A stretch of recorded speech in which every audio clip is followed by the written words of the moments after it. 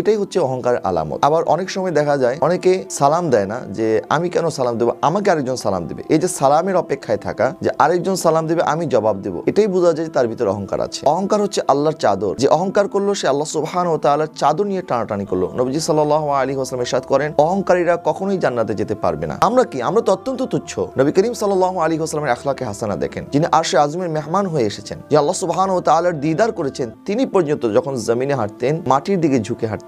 আমি আজকে অহংকার 8টি কারণের কথা বলবো, যে 8টি কারণে মানুষের অন্তরে অহংকার সৃষ্টি হয়। 8টি কারণের প্রথম কারণ হচ্ছে ইলম, অর্থাৎ কেউ যখন ইলম অর্জন করে বাকি মানুষকে মূর্খ মনে করতে থাকে, মনে করে আমি যা শিখেছি এটাই শেষ, অথচ এর বাইরে আরো অনেক কিছু জানার আছে, বা আপনি যতটুকু জানেন তার বাইরেও আরো অনেক কিছু হয়তো আপনার অজানা রয়ে গেছে, কিন্তু আপনি বাকিদেরকে মূর্খ মনে করলেন, আরে আমি তো এটা জানি, আরে তুমি তো কিছুই জানো না। এই যে মানুষকে এটাও জানো না, কিছুই জানো না, বা আমি অনেক কিছু জানি, এই ধরনের কথাবার্তা